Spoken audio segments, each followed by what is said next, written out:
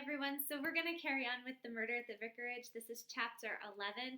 Remember, the two people who confessed to the crime, Miss Marple has thrown a wrench in things and said there's no way they could have done it the way they said. And so now Colonel Melchett and Inspector Slack are back to talk it over with the vicar.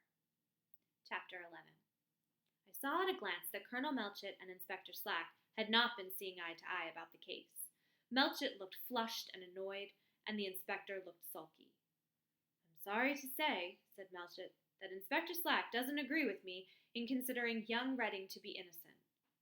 "If he didn't do it, what does he go and say he did it for?" asked Slack skeptically. "Mrs. Prothero acted in exactly a similar fashion, remember, Slack." "That's different. She's a woman, and women act in silly ways." "I'm not saying she did it, not for a moment. She heard he was accused, and she trumped up a story. I'm used to that sort of game. You wouldn't believe the fool things I've known women to do. But Redding's different. He's got his head screwed on all right, and if he admits he did it, well, I say he did do it. It's his pistol. You can't get away from that. And thanks to this business of Mrs. Prothero, we know the motive. That was the weak point before, but now that we know it, why, the whole thing's plain sailing." "You think he can have shot him earlier? At, say, 6:30? He can't have done that. You've checked up on his movements?" The inspector nodded. "He was in the village near the Blue Boar at 6:10. From there he came along the back lane where you say the old lady next door saw him.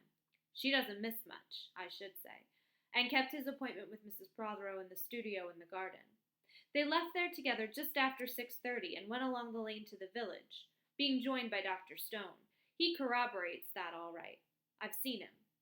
They all stood talking just by the post office for a few minutes, and then Mrs. Prothero went into Miss Hartnell's to borrow a gardening magazine. That's all right, too. I've seen Miss Hartnell. Mrs. Prothero remained there talking to her till just on 7 o'clock, when she exclaimed at the lateness of the hour and said she must get home." "What was her manner?" "Very easy and pleasant," Miss Hartnell said. "She seemed in good spirits. Miss Hartnell's quite sure there was nothing on her mind." "Well, go on." "Redding went with Dr. Stone to the Blue Boar, and they had a drink together. He left there at 20 minutes to 7, went rapidly along to the village street, and down the road to the vicarage. Lots of people saw him."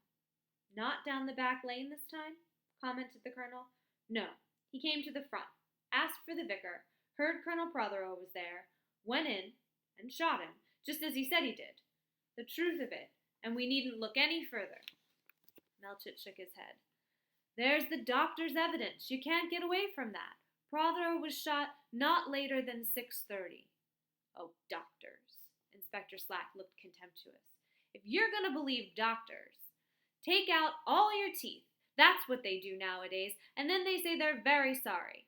But all the time it was appendicitis." Doctors. "This isn't a question of diagnosis. Dr. Haydock was absolutely positive on the point. You can't go against the medical evidence, Slack." "And there's my evidence, for what it's worth," I said suddenly, recalling a forgotten incident. "I touched the body, and it was cold. That I can swear to." "You see, Slack," said Melchett. Inspector Slack gave in with good grace. "Well, of course, if that's so. But there it was, a beautiful case. Mr. Redding only too anxious to be hanged, so to speak." "That in itself strikes me as a little unnatural," observed Colonel Melchett. "Well, there's no accounting for tastes," said the inspector. "There's a lot of gentlemen went a bit balmy after the war. Now I suppose it means starting at the beginning." He turned on me. "Why you went out of your way to mislead me about that clock, sir, I can't think. Obstructing the ends of justice. That's what it was." I was stung. "I tried to tell you on 3 separate occasions," I said, "and each time you shut me up and refused to listen." "Well, that's just the way of speaking, sir. You could have told me perfectly well if you had a mind to. The clock and the note seemed to tally perfectly. Now, according to you, the clock was all wrong. I never knew of such a case. What's the sense of keeping a clock a quarter of an hour fast anyway?" "It's supposed," I said, "to induce punctuality." The inspector snorted. I don't think we need to go farther into that now, Inspector, said Colonel Melchett tactfully. What we want now is the true story from both Mrs. Prothero and young Redding. I telephoned to Haydock and asked him to bring Mrs. Prothero over here with him. They ought to be here in about a quarter of an hour. I think it would be as well to have Redding here first. I'll get on to the station, said Slack, and took up the telephone. He spoke down to it. And now, he said, replacing the receiver, we'll get to work on this room. He looked at me in a meaning fashion. Perhaps, I said, you'd like me out of the way. The inspector immediately opened the door for me. Melchett called out, Come back when young Redding arrives, will you, Vicar? You're a friend of his, and you may have sufficient influence to persuade him to speak the truth. I found my wife and Miss Marple with their heads together. We've been discussing all sorts of possibilities, said Griselda. I wish you'd solve the case, Miss Marple, like you did the way Miss Weatherby's gill of pickled shrimps disappeared. And all because it reminded you of something quite different about a sack of coals. You're laughing, my dear, said Miss Marple. But after all, that is a very sound way of arriving at the truth. It really is what people call intuition and make such a fuss about. Intuition is like reading a word without having to spell it out. A child can't do that because it has so little experience, but a grown-up person knows the word because he's seen it often. You catch my meaning, don't you, Vicar? Yes, I said slowly. I think I do. You mean that if a thing reminds you of something else, well, it's probably the same kind of thing. Exactly. And what precisely does the murder of Colonel Prothero remind you of? Miss Marple sighed. That is just the difficulty. So many parallels come to mind. For instance, there was Major Hargraves, a church warden and a man highly respected in every way, and all the time he was keeping a separate second establishment. A former housemaid, just think of it, and 5 other children, 5 actual children. A terrible shock it was to his wife and daughter. I tried hard to visualize Colonel Prothero in the role of a secret sinner, but I failed. And then there was that laundry business, went on Miss Marple. Miss Hartnell's opal pin left most imprudently in a frilled blouse and sent to the laundry. And the woman who took it didn't want it in the least, and it wasn't by any means a theft. She simply hid it in another woman's house and told the police she'd seen this other woman take it. Spite, you know, sheer spite. It's always an astonishing motive, spite. A man in it, of course. There's always this. This time I failed to see any parallel, however remote. Miss Marple went on in a dreamy voice. And then there was poor Elwell's daughter. Such a pretty, ethereal girl. Tried to stifle her little brother. And there was the money for the choir boy's outing, before your time, Vicar, actually taken by the organist. His wife was sadly in debt. Yes, this case makes one think of so many things. Too many. It's very hard to arrive at the truth. I wish you would tell me, I said. Who were the 7 suspects? The 7 suspects? You said you could think of 7 people who would, well, be glad of Colonel Prothero's death. Did I? Oh, yes, I remember. I did. Was that true? Oh, certainly it was. But I mustn't mention names. You can think of them quite easily yourself, I'm sure. Indeed, I can't. There is Lettice Prothero, I suppose, since she probably comes into money on her father's death. But it's absurd to think of her in such a connection, and outside of her I can think of nobody. And you, my dear? Said Miss Marple, turning to Griselda. Rather to my surprise, Griselda colored up. Something very like tears started in her eyes. She clenched both her small hands. Oh, she cried indignantly. People are hateful. Just hateful, the things they say, the beastly things they say. I looked at her curiously. It's very unlike Griselda to be so upset. She noticed my glance and tried to smile. Don't look at me as though I were an interesting specimen you don't understand, Len. Don't let's get heated and wander from the point. I don't believe that it was Lawrence or Anne, and Lettice is out of the question. There must be some clue or other that would help us. There is the note, of course, said Miss Marple. You will remember my saying this morning that struck me as exceedingly peculiar. It seems to fix the time of his death with remarkable accuracy, I said. And yet, is that possible? Mrs. Prothero would only have just left the study. She would hardly have had time to reach the studio. The only way in which I can account for it is that he consulted his own watch, and that his watch was slow. That seems to me a feasible solution. I have another idea, said Griselda. Suppose, Len, that the clock had already been put back. No, that comes to the same thing. How stupid of me. It hadn't been altered when I left, I said. I remember comparing it with my watch. Still, as you say, that has no bearing on the present matter. What do you think, Miss Marple? Asked Griselda. The old lady shook her head. My dear, I confess I wasn't thinking about it from that point of view at all.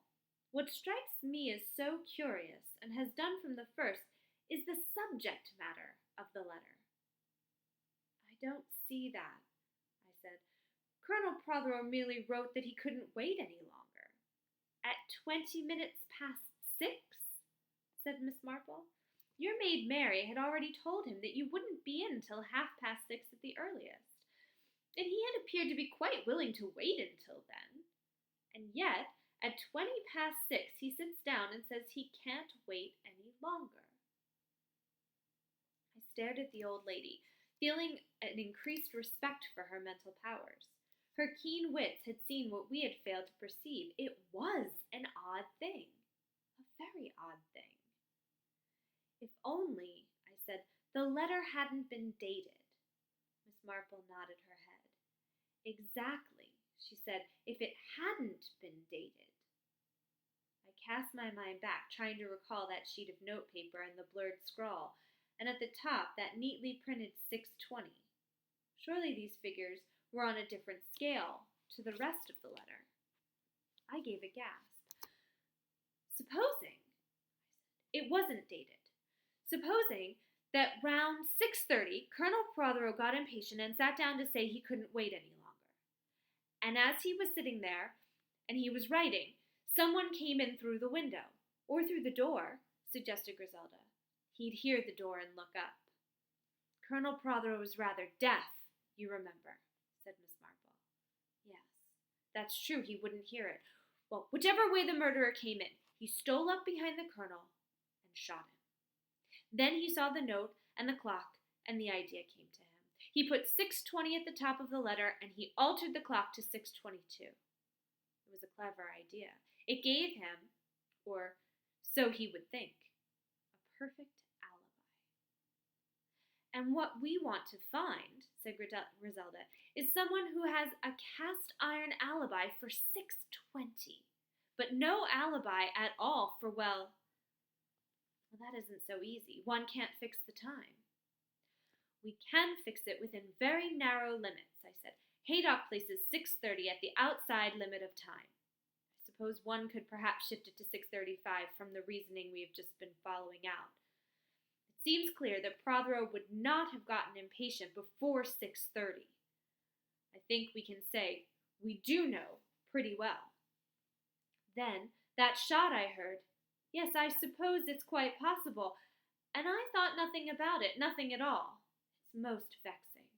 And yet, now I try to recollect, it does seem to me that it was very different from the usual sort of shot one hears. Yes, there was a definite difference. Louder? I suggested. No, Miss Marple didn't think it had been louder. In fact, she found it hard to say in what way it had been different, but she still insisted that it was. I thought she was probably persuading herself of the fact rather than actually remembering it. But she had just contributed such a valuable new outlook to the problem that I felt highly respectful toward her. She rose, murmuring that she must get back. It had been so tempting just to run over and discuss the case with dear Griselda. I escorted her to the boundary wall and the back gate, and returned to find Griselda wrapped in thought. Still puzzling over that note? I asked. No. She gave a sudden shiver and shook her shoulders impatiently. Len, I've been thinking how badly someone must have hated Anne Prothero. Hated her? Yes, don't you see? There's no real evidence against Lawrence. All the evidence against him is what you might call accidental. He just happens to take it on his head to come here. If he hadn't, well, no one would have thought of connecting him with the crime. But Anne is different. Suppose someone knew that she was here at exactly 6:20. The clock and the time on the letter, everything is pointing to her. I don't think that it was only because of an alibi it was moved to that exact time. I think there was more to it than that. I think it was a direct attempt to fashion the business on her. If it hadn't been for Miss Marple saying she hadn't got the pistol with her, and noticing that she was only a moment before going down to the studio, yes, if it hadn't been for that, she shivered again. Len, I feel that someone hated Anne Prothero very much. I don't like it. And that's the end of chapter 11. We'll find out next time more about what's happening in the murder at the vicarage. Bye.